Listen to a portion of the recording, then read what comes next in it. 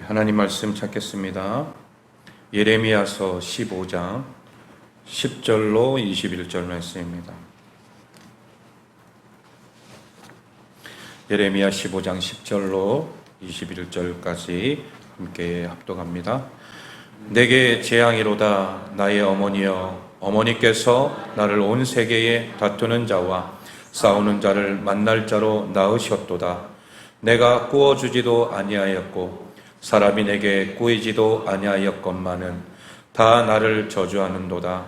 여호와께서 이르시되 내가 진실로 너를 강하게 할 것이요 너에게 복을 받게 할 것이며 내가 진실로 내 원수로 재앙과 환난의 때에 내게 간구하게 하리라. 누가 능히 철 곧 북방의 철과 놋을 꺾으리요. 그러나 내 모든 죄로 말미암아 내 국경 안의 모든 재산과 보물로 값없이 탈취를 당하게 할 것이며 내 원수와 함께 내가 알지 못하는 땅에 이르게 하리니 이는 나의 진노의 맹렬한 불이 너를 사르려 함이라. 여호와여 주께서 하시오니 원하건대 주는 나를 기억하시며 돌보시사 나를 박해하는 자에게 보복하시고 주의 오래 참으심으로 말미암아 나로 멸망하지 아니하게 하옵소며 주를 위하여 내가 부끄러움 당하는 줄을 아시옵소서. 만군의 하나님 여호와시여, 나는 주의 이름으로 일컬음을 받는 자라. 내가 주의 말씀을 얻어 먹었사오니 주의 말씀은 내게 기쁨과 내 마음의 즐거움이오나 내가 기뻐하는 자의 모임 가운데 앉지 아니하며 즐거워하지도 아니하고 주의 손에 붙들려 홀로 앉았사오니 이는 주께서 분노로 내게 채우셨음이니이다. 나의 고통이 계속하며 상처가 중하여 낫지 아니함은 어찌 됨이니까. 주께서는 내게 대하여 물이 말라서 속이는 신에 같으시리까. 여호와께서 이와 같이 말씀하시되 내가 만일 돌아오면 내가 너를 다시 이끌어 내 앞에 세울 것이며 내가 만일 헛된 것을 버리고 귀한 것을 말한다면 너는 나의 입이 될 것이라. 그들은 내게로 돌아오려니와 너는 그들에게로 돌아가지 말지니라. 내가 너로 이 백성 앞에 견고한 놋 성벽이 되게 하리니 그들이 너를 칠지라도 이기지 못할 것은 내가 너와 함께하여 너를 구하여 건짐이라. 여호와의 말씀이니라. 내가 너를 악한 자의 손에서 건지며 무서운 자의 손에서 구원하리라. 아멘. 할렐루야. 오늘 말씀은 끝까지 신뢰하는 믿음이라는 말씀 제목으로 함께 은혜 나누겠습니다. 여러분, 예레미야는 하나님께 선지자로 부름받았습니다. 우리가 그래서 예레미야 하면 하나님 앞에 눈물의 선지자라고 우리는 알고 있는데, 그가 이 백성을 위해서, 유다 백성 이스라엘을 위해서 항상 생각하고 마음에 품고 하나님 앞에 기도하면서 눈물로 그렇게 호소하며 나아갔던 그 모습을 우리는 잘 알고 있어요. 그리고 그 하나님의 계시의 말씀을 또한 그에게 주셨어요. 그래서 백성들에게 해야 될 본분, 하나님 말씀을 선포하는 선지자란 말이에요. 그리고 그 말씀을 백성에게 선포하는 사명 가운데 그는 최선을 다했던 거죠. 그러나 자신을 대적하는 수많은 사람들 때문에 그도 인간인지라 그도 지칠 때가 있었습니다. 번아웃이 올 때가 있었다는 거죠. 여러분, 선지자들이 다 위대하지만 그들도 사람이에요. 인간인지라 포기하고 싶을 때도 있고 내려놓고 싶을 때도 있는 거예요. 탈진할 때도 있다라는 거, 지칠 때도 있다라는 거죠. 여러분들도 지칠 때 있죠? 탈진할 때 있잖아요. 힘들어서 포기하고 싶을 때도 있잖아요. 그래서 한 해 가장 더운 이 여름날에 휴가를 떠나기도 하잖아요. 그래요. 지친 몸과 마음을 좀 달래보고 또 자연 환경을 통해서 또 마음의 힐링을 얻고 또 하나님 주신 그 은혜 가운데 잠깐 쉼을 쉬었다가 새롭게 또 힘을 받아서 시작하는 거죠. 그래서 쉼이 필요한 거예요. 여러분, 선지자들이 다 위대하지만 그들도 사람이에요. 지칠 수밖에 없고 탈진하기도 합니다. 대표적인 예가 엘리야가 그렇습니까? 우리가 잘 알고 있는. 엘리야는 선지자의 대표격 되는 선지자 중에 선지자입니다. 그는 갈멜산에서 바알과 아세라 신을 섬기는 이 제사장들과 850대 1로 어떻게 해요? 이겼던 것을 보게 됩니다. 그는 7년 반 동안 비가 오지 않은 가뭄의 때에 엘리야가 기도함으로 말미암아 또한 비가 오게 되었던 거죠. 그는 엄청난 기적과 역사를 일으켰던 것을 우리는 잘 알고 있어요. 그런데 그런 엘리야도 여러분 한낱 인간인 이세벨이라고 하는 악한 왕비의 끈질긴 공격 앞에서 한없이 무너지고 말았던 거예요. 영적 침체에 빠진 엘리야는 로뎀나무 아래에서 하나님 앞에 구합니다. 우리 열왕기상 19장 4절 하반절 한번 읽겠습니다. 시작. 여호와여 넉넉하오니 지금 내 생명을 거두시옵소서. 나는 내 조상들보다 낫지 못하니이다. 여러분 누구보다도 뛰어났던 선지자였는데 자기 자신을 비하시키는 거예요. 나는 내 조상들보다 낫지 못해요. 그러니 나를 이 자리에서 죽여달라라는 거예요. 자신의 선지자직을 포기한 거예요. 하나님을 따르는 자가 자신 한 명밖에 남아있지 않다라고 하는 이 절박함과 외로움, 거기에 빠져있던 엘리야에게 하나님께서 어떻게 합니까? 찾아오셔서 또한 위로하시고 그에게 새로운 사명과 힘을 주셨던 것을 우리는 잘 알고 있습니다. 그리고 이스라엘 가운데 바알에게 무릎 꿇지 않은 몇 명? 7천인을 내게 남겨두었다라고 말씀까지 하신 거예요. 한 명도 아니고 몇 명이요? 7,000명이나 남겨뒀다라는 거예요. 여러분 엘리야는 자신 혼자밖에 없다라고 하나님 앞에 푸념하듯이 얘기했지만 그러나 하나님은 몇 명을 남겨뒀다고요? 7,000명이나 남겨뒀다는 거예요. 그 가운데 누구도 포함되어 있어요? 그 다음을 이을 엘리사도 포함이 되어 있는 거예요. 여러분 어떻게 보면은 사역자가 사역을 하다가 이렇게 번아웃이 돼서 모든 것을 포기하고 내려놓고 싶은 마음이 들 때도 있다라는 거예요. 나 혼자만 이렇게 노력하고 한다 해서 되는 것도 아니라 그러면서 하나님 앞에 막 항의하기도 한다라는 거예요. 그러나 하나님은 위로하십니다. 그런 자에게 또다시 위로하시고 다시 힘을 주시고 능력 주시고 그 사명을 감당할 수 있도록 은혜 베풀어 주시는 줄로 믿습니다. 하나님의 사람들을 남겨두셨다라는 거예요. 하나님의 사람들이 함께 있다. 너 혼자가 아니다. 하나님이 위로해 주시는 줄로 믿습니다. 여러분들도 마찬가지예요. 여러분 혼자가 아닙니다. 하나님이 함께 하시고 여러분 옆에 믿음의 동역자들이 있는 줄로 믿습니다. 반면 예레미야 시대에는 하나님을 따르는 사람 한 사람도 찾아볼 수 없어서 나라가 망해했던 더 절망적인 상황이었습니다. 그때 겪었을 예레미야의 고통이 얼마나 컸겠습니까? 탈진한 예레미야, 영적 침체에 빠진 예레미야가 어떻게 거기서 빠져나와 사명을 감당할 수 있었는지 오늘 본문을 통해 함께 나누기를 소망합니다. 첫 번째는 이 예레미야 절망이 그 첫 번째가 바로 세상 속에서의 절망이라는 거예요. 우리 10절 말씀 다시 한번 읽겠습니다. 시작. 내게 재앙이로다 나의 어머니여 어머니께서 나를 온 세계에 다투는 자와 싸우는 자를 만날 자로 낳으셨도다. 여러분 예레미야가 이렇게 고백하고 있어요. 현실의 고통이 너무나도 컸기 때문에 이런 고백이 나올 수밖에 없는 거예요. 그 이유가 무엇입니까? 타락한 세상 속에서 끝없는 갈등 속에 지쳐 있었기 때문이라는 거예요. 여러분 보통 사람들이 갈등하는 이유가 뭐예요? 경제적인 이유 때문에 많이들 갈등하잖아요. 또 어떤 관계 속에서 많이 힘들어하기도 해요. 그런데 그런 경제적인 이유가 아니라 사람들을 자신을 미워하고 대적한 것이다 라고 오늘 예레미야가 말하는 거예요. 사람들의 냉소와 저주 이 가운데 지쳐 있었던 것을 고백하고 있는 거죠. 여러분 믿음으로 사는 예레미야 인생에 하나님의 축복이 아닌 고난이 놓여 있다라는 것을 고백하고 있어요. 우리 17절 말씀도 한번 볼까요? 17절 시작. 내가 기뻐하는 자의 모임 가운데 앉지 아니하고 즐거워하지도 아니하고 이렇게 말씀하고 있는 거예요. 여러분 기뻐하는 자의 모임이란 당시 일반인 사람들이 즐기던 일반인적인 어떤 즐거움과 쾌락을 말하고 있는 거예요. 우리 주변에도 이런 모임들이 많이 있죠. 어떤 사교적인 모임, 그런 모임들이 많아요.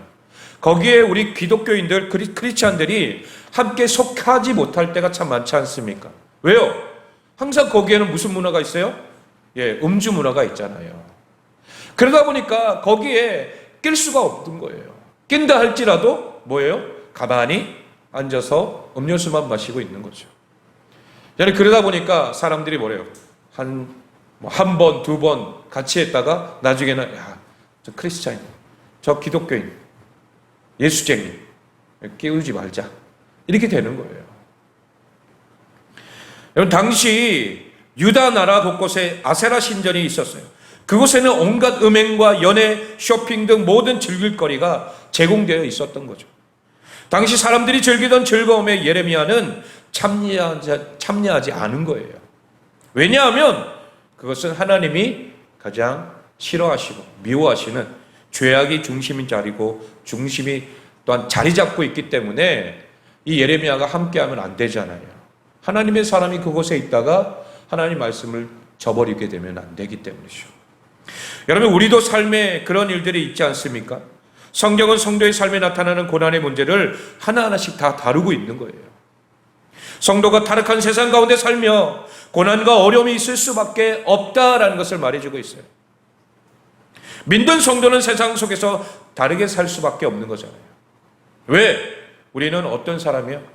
하나님이 구별하여 선택한 사람들이기 때문이에요. 로마서 12장 2절 다 같이 시작. 너희는 이 세대로 본받지 말고 오직 마음을 새롭게 함으로 변화를 받아 하나님의 선하시고 기뻐하시고 온전하신 뜻이 무엇인지 분별하도록 하라. 아멘.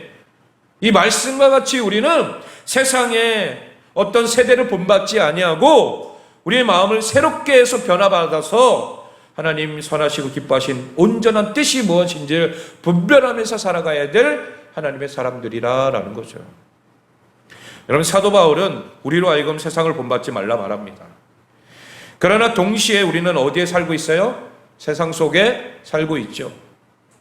그럴 때 현실 속에서 사람들로부터 유별난 사람이다라는 말을 들을 수밖에 없는 거예요. 때로는 광신도라고 하는 말도 듣기도 해요. 예수쟁이라는 말도 듣기도 하고요. 세상과 다른 도덕관념을 가지고 이야기할 때에 사람들의 이해를 받지 못할 때가 많을 수밖에 없는 거죠.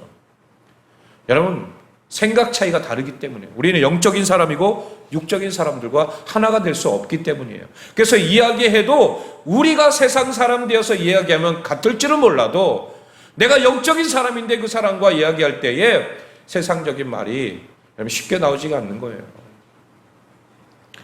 일례로 동성애 간에 일반 사람들로부터 강한 반대에 부딪힐 수밖에 없는 거예요. 세상 사람들은 그런 거 허락할 수도 있지 않느냐. 그 사람의 어떤 소수 어떤 무리들이기 때문에 그 사람들을 인정하고 받아들일 수도 있는 거 아니냐, 이렇게 말할 수도 있습니다. 여러분, 세상 사람들의 말로 하면 충분히 납득이 가요. 그러나 성경적으로 보면 그게 가능합니까? 가능할 수가 없는 거예요. 하나님 말씀은 단호한 말씀이에요. 딱 정확하게 딱 하나님 말씀하셨을 때에 그 부분에 있어서 아닌 것은 아니다라는 것을 분명하게 말해 줄 수 있어야 된다는 거죠. 여러분, 그러다 보니까 그 안에서 함께 섞일 수가 없는 거죠. 함께 토론할 수가 없는 거예요. 또한 살아가는 삶의 현장이 너무나도 척박해요. 삶의 어려움이 많고 고난이 너무나도 많습니다. 그럴 때 믿음이 강한 성도도 여러분 좌절하고 지칠 수 있다라는 거예요. 여러분, 지쳐 있습니까? 힘듭니까? 우리가 신앙생활하는 거 어떻게 보면은 이것만큼 쉬운 게 없다라는 거예요. 그러니까 예수만 바라보며 살아가는 것이 얼마나 쉬워요. 그런데 우리가 지금 어디에 있기 때문에 어려운 거예요? 세상에 속해 있기 때문에. 내가 산에 올라가서 아무도 안 만나고 주님만 바라보면 얼마나 좋아요. 예? 여러분, 핸드폰도 없이 그냥 아무것도 없이 주님만 바라보고 성경만 보면 여러분, 그런 삶이 얼마나 행복한 삶이겠어요. 그러나 그렇지 않다라는 거예요. 우리는 세상 속에 살아가기 때문에 부딪혀야 된다는 거예요. 여러분, 이 부딪힘 속에서 내가 과연 얼마나 이겨낼 수 있냐 이거예요. 두 번째는 예레미야 절망이 세상 속에서의 절망뿐만 아니라 하나님과의 관계 안에서의 절망도 있다라는 거예요. 하나님과의 관계 안에서의 절망. 예레미야가 느끼는 또 다른 절망이 바로 하나님과의 관계라는 거예요. 고통받고 절망하는 예레미야가 하나님께 간구합니다. 그때마다 하나님께서는 그 가운데서 그를 구원하실 것을 약속해요. 그러나 현실은 어떻습니까? 현실은 전혀 나아지지 않는다라는 거예요. 사람들은 여전히 자신을 대적하고 늘 박해와 고난을 당하는 현실은 나아질 기미가 보이지 않는다라는 거예요. 예수님을, 하나님의 말씀을 선포하면은 오히려 돌아오는 게 뭐예요? 대적하고 너만 하나님을 잘 믿냐? 막 이런 식으로 막 그렇게 대적하는 무리들이 있다라는 거예요. 기쁨으로 하나님께서 주신 그 말씀을 먹었고 기쁘고 즐거워했어요. 그러나 약속만 있고 현실은 여전히 고통일 뿐이라는 거죠. 우리 18절 말씀 상반절과 하반절 나눠서 읽겠습니다. 상반절 시작. 나의 고통이 계속하며 상처가 중하여 낫지 아니하면 어찌 됨이니까. 하반절. 주께서는 내게 대하여 물이 말라서 속이는 시내 같으시리까. 여러분, 예레미야가 이렇게 속이는 시내라는 그런 말을 쓰면서 이야기하는 것은 당시 유다 사회에 있었던 기후적 특성을 우리가 고려해야만 이해할 수 있습니다. 와디라고 하는 당시의 간헐천이 유다 곳곳에 존재했습니다. 간헐천. 비가 오면 물이 흐르는 곳이 되지만 비가 그치면 금방 사라지고 마는 하천이 된다라는 거죠. 마치 우리 여기 천상에 하천 보면은 어때요? 비가 올 때는 와 철철 넘쳐요 막. 그런데 비가 마르면 뭐예요? 완전히 말라있죠. 간헐천인 거예요. 이것은 하나님을 향하여 매우 강한 표현을 말하고 있는 거예요. 하나님께 나아가 기도하면 하나님이 은혜를 부어주시고 말씀도 주셔서 그 마음을 뜨겁게 해요. 여러분, 우리도 하나님 말씀을 듣고 깨닫고 하나님이 내게 주신 귀한 말씀이다 그렇게 우리가 마음으로 감동을 받아요. 그런데 삶의 현장이 나가면 하나님께서 자신을 모른 척 하시는 것 같다라는 거예요. 예레미야 20장 9절 말씀 한번 읽어볼게요. 20장 9절 시작. 내가 다시는 여호와를 선포하지 아니하며 그의 이름으로 말하지 아니하리라 하면 나의 마음이 불붙는 것 같아서 골수에 사무치니 답답하여 견딜 수 없나이다. 여러분, 나아지지 않는 현실 앞에 다시는 하나님의 말씀을 선포하지 않겠다 라고 예레미야가 작정하며 얘기합니다. 그렇지만 하나님께서 성령으로 다시 또 뜨겁게 하면 여러분 다시 하나님 말씀을 선포하지 않고서는 견딜 수 있어요, 없어요? 없다라는 거예요. 고난 가운데 마치 자신을 속이고 계시는 하나님처럼 느껴지는 것처럼 말하는 거죠. 여러분, 우리의 삶에 예레미야 같은 절망이 있지 않습니까? 하나님의 말씀대로 살았습니다. 손해를 볼지라도 말씀을 따라 선택하며 살았어요. 그렇다면 하나님께서 우리의 가정의 재정의 문제, 직장의 문제, 자녀의 문제 해결해 주셔야 하는데 그렇지 않다라는 거예요. 기도하면 하나님의 사랑도 느껴져요. 뭔가 뜨거워집니다. 말씀을 통하여 자신을 위로하시고 격려하시기도 해요. 그러나 현실에 들어가면 아무런 변화가 없는 것 같아요. 현실은 여전히 절망인 거죠. 나아질 가능성도 전혀 보이지 않습니다. 이럴 때 우리 역시 예레미야와 같은 절망을 느낄 수밖에 없는 거예요. 제가 지금 이렇게 말씀드리는 거 여러분들 마음 가운데, 여러분들 삶 가운데 있지 않습니까? 있을 수밖에 없는 거예요. 여러분, 우리도 인간이기 때문에 예레미야도 그랬고, 그리고 우리도 마찬가지로 이 땅을 살아가면서 세상 속에서 하나님의 말씀대로 산다고 하지만 또 세상에 나가면 다 잊어버리는 거예요. 언제 그랬냐는 듯이, 언제 하나님의 말씀대로 살았느냐는 듯이 우리가 잊어버리며 그렇게 살아갈 때가 너무 많다는 거죠. 여러분, 그때 오늘 세 번째, 하나님의 약속의 말씀을 붙잡으라는 거예요. 뭘 붙잡으라고요? 하나님의 약속의 말씀을 붙잡으라는 거예요. 하나님께서는 그런 절망적인 상황에 있는 예레미야를 향해서 끊임없이 약속의 말씀을 주십니다. 오늘 본문 11절로 14절 말씀과 또 19절로 21절 말씀이 그 말씀이에요. 예레미야에게 계속해서 위로의 말씀을 주시는 거예요. 이런 하나님의 약속의 말씀을 담고 있는데 예레미야를 괴롭혔던 자들에 대해서는 하나님께서 반드시 뭐하겠다? 심판하시겠다 말씀하시는, 그리고 백성들 앞에 견고한 노성벽이 되게 하시겠다 말씀하십니다. 백성들이 함부로 할 수 없도록 하나님께서 이 예레미야를 지켜주시겠다라고 말합니다. 또한 악한 자의 손에서 건져내실 것을 또한 약속합니다. 하나님께서는 예레미야에게 오직 한 가지를 요구합니다. 우리 19절 말씀 읽겠습니다. 19절 시작. 여호와께서 이와 같이 말씀하시되 내가 만일 돌아오면 내가 너를 다시 이끌어 내 앞에 세울 것이며 내가 만일 헛된 것을 버리고 귀한 것을 말한다면 너는 나의 입이 될 것이라. 그들은 내게로 돌아오려니와 너는 그들에게로 돌아가지 말지니라. 아멘. 구별될 삶을 살아라는 거예요. 예레미야에게 그의 불신앙으로부터 돌이키라 말씀합니다. 세상 사람들과 같이 살고 싶은 마음을 버리고 그들처럼 살지 말라라고 분명하게 구별된 삶을 살아 말합니다. 이 말은 바로 하나님의 말씀대로 살라라고 하는 것을 우리에게 말해줍니다. 그러면 반드시 하나님께서 어떻게 하겠다라는 거예요? 책임져 주시겠다라는 거예요. 이렇게 살지도 않아놓고 우리가 하나님 앞에 원망할 수 있어요? 할 수 없다는 거죠. 한번 해보시라는 거예요. 내가 하나님 말씀대로 이번 주 한 주간은 정말 하나님 말씀대로 살아보겠다라고 결단하면서 몸부림쳐 보라는 거예요. 그러면 하나님 어떻게 역사하시는지. 우리 역시 마찬가지입니다. 우리의 삶에는 이런 믿음의 싸움이 존재한다는 거예요. 영적 싸움이 계속 존재해요. 절망의 현장에서, 고통의 현장에서 끝까지 하나님의 약속의 말씀을 붙잡고 우리는 견뎌야 될 줄로 믿습니다. 믿음의 길에서 돌아서면 안 돼요.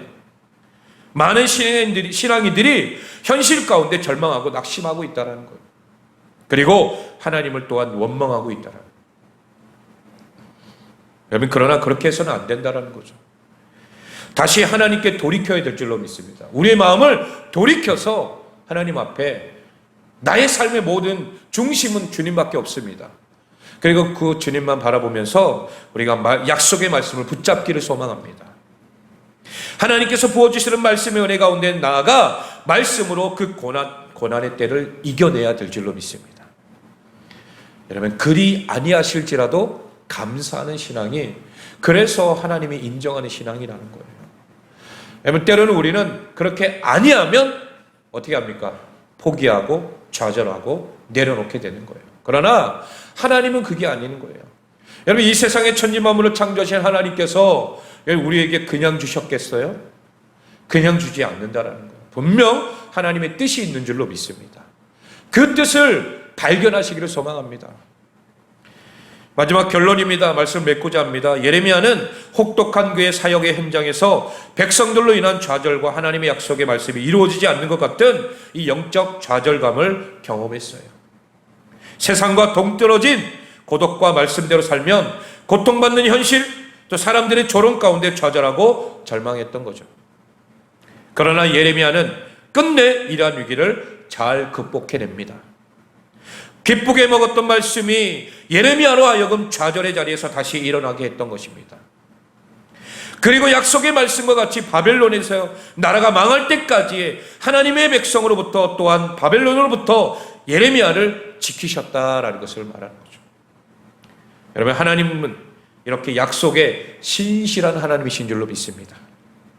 나의 비록 현실이 나아지는 것 같아 보이지 않고 고난이 계속된다 할지라도 하나님을 향한 신뢰를 저버려서는 안 될 줄로 믿습니다. 오늘 말씀의 제목처럼 끝까지 신뢰하는 믿음이 되시길 바랍니다. 기도할 때에 하나님이 부어주시는 위로와 말씀으로 고난을 이겨나가야 하는 것을 우리는 알고 있지만 쉽게 놔버릴 때가 많다는 거죠. 지금 고난 가운데 있는 분이 있습니까? 이 아침에 하나님 앞에 간구하시길 바랍니다. 그리고 기도 가운데 주시는 하나님의 위로를 받고 비록 나의 삶의 현장이 변한 것이 없을지라도 여러분 끝까지 하나님을 신뢰하는 믿음의 사람이 되기를 주님의 이름으로 축원합니다. 하나님 말씀이 내게 능력되어서 하나님이 내 삶을 변화시켜 주시고 또한 내가 하나님 앞에 간증의 사람이 될 수 있도록 우리가 하나님 앞에 고백하며 나가는 거룩한 주의 자녀들 되시길 예수 그리스도의 이름으로 축원합니다.